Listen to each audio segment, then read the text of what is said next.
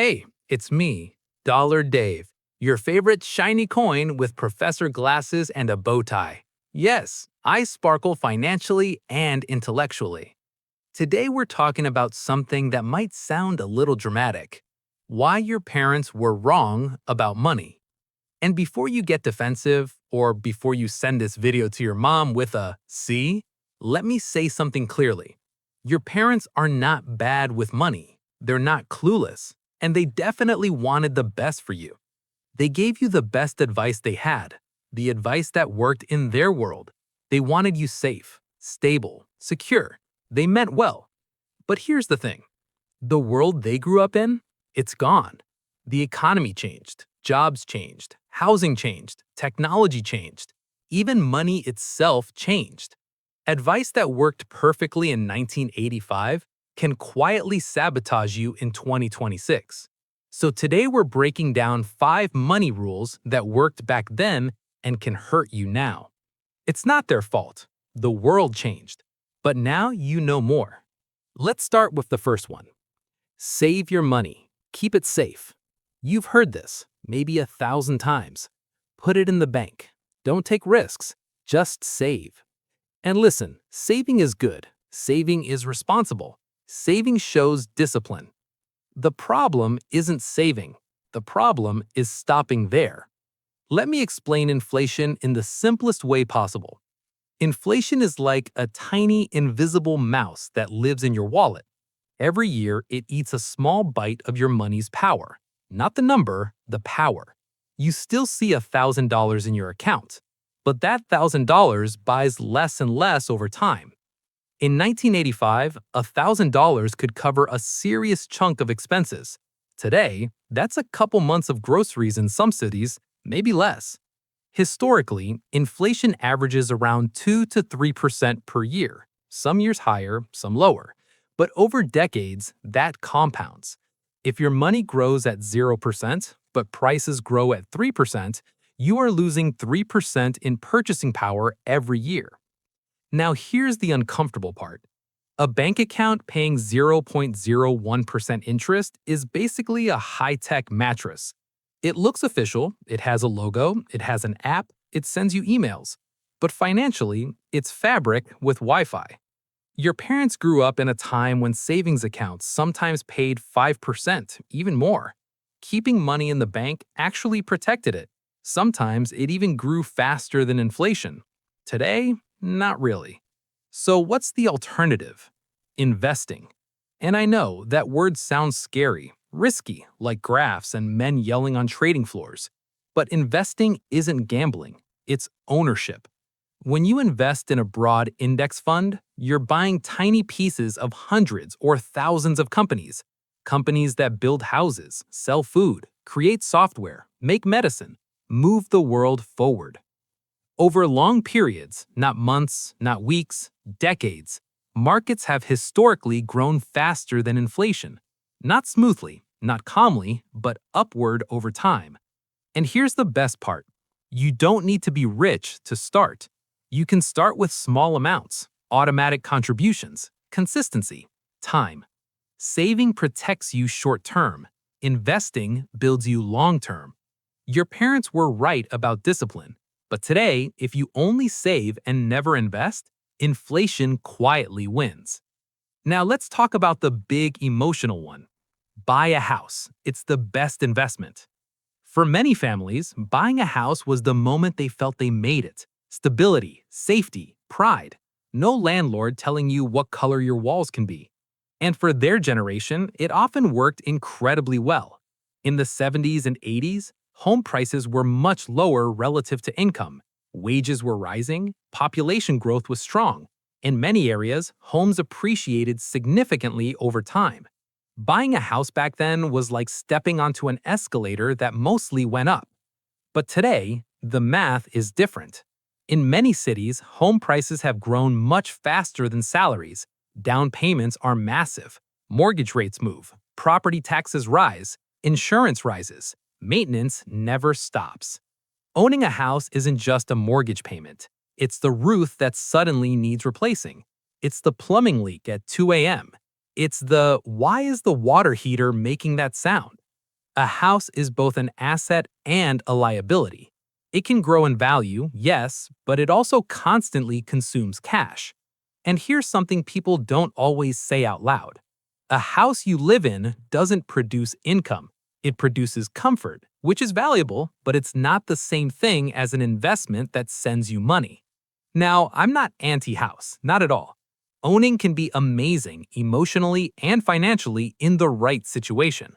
But the idea that renting is throwing money away is too simplistic. Rent is not throwing money away. Rent is buying flexibility.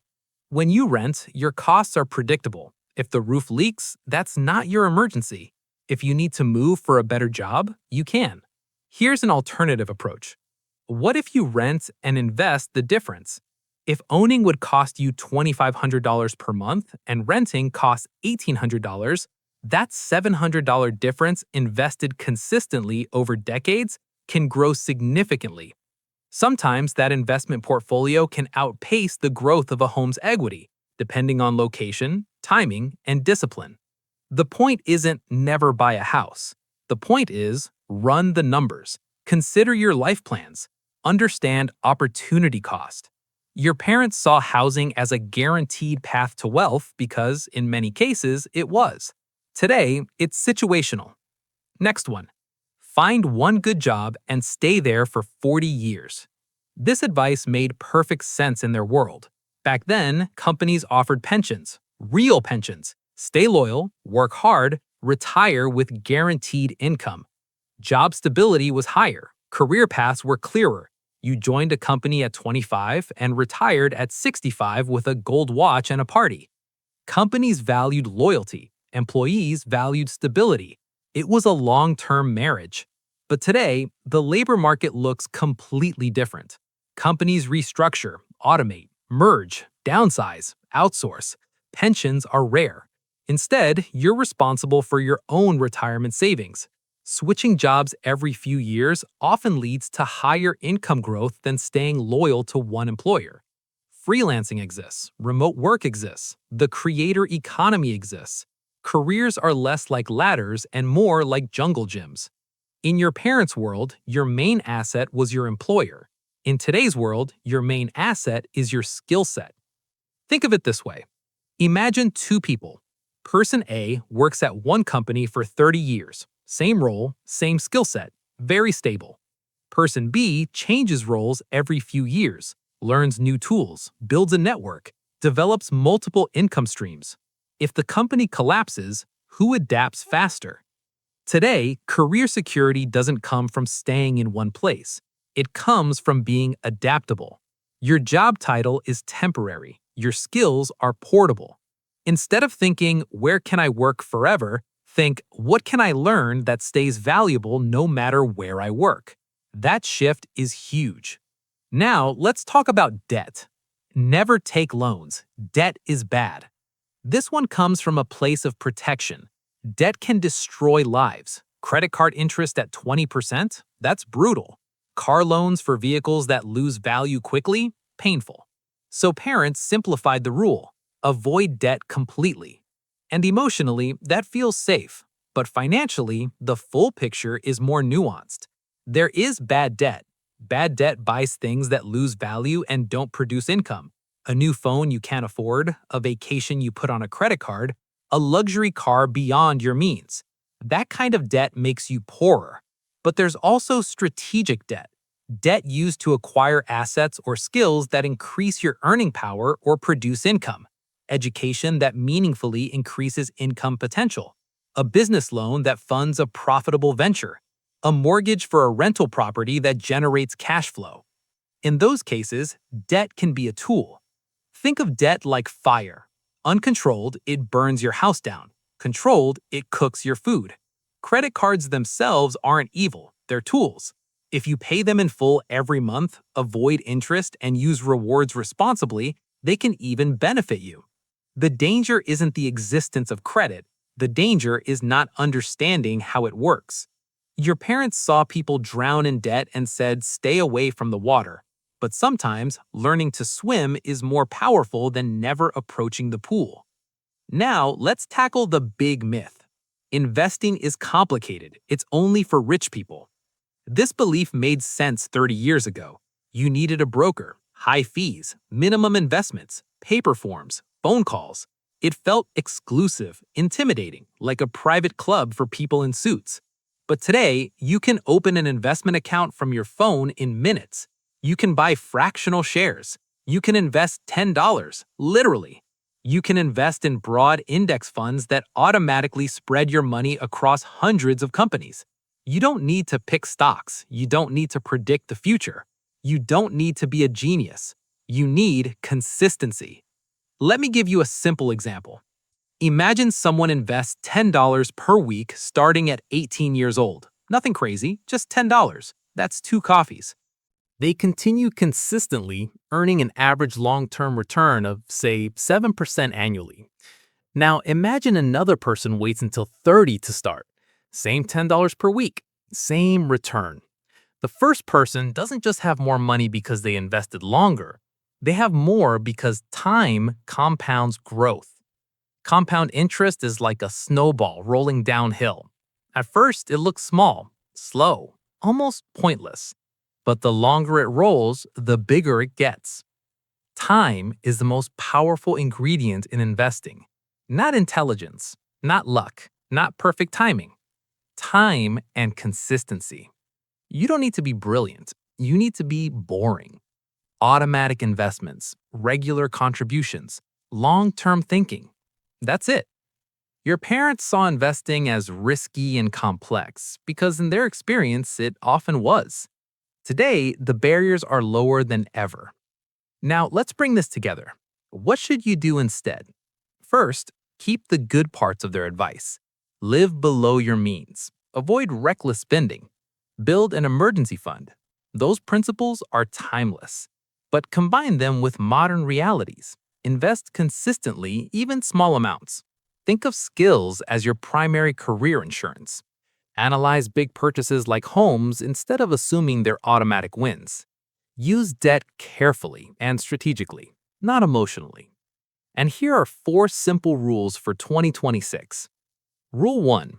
Save for stability, invest for growth. Rule 2. Build skills that increase your income potential every year. Rule 3. Understand the math before making emotional money decisions. Rule 4. Start early, even if it's small. Respect your parents' experience, but verify with numbers. They navigated their economy. You are navigating yours. They wanted you safe. You want to be secure and free. And here's the beautiful part. One day, you might give your kids advice that works perfectly for your time and feels outdated to them. That's not failure. That's evolution. Your parents wanted the best for you, and you want the best for your future family. The difference? You have access to information they never had. Data, tools, education at your fingertips. Use it, learn, adapt, and forgive them for the advice that no longer fits. They meant well. The world changed. Now it's your move. I'm Dollar Dave. If this helped you see money differently, stick around. We're building financial intelligence one shiny coin at a time. And remember, it's not about being richer than your parents. It's about being smarter with the world you actually live in. See you in the next one.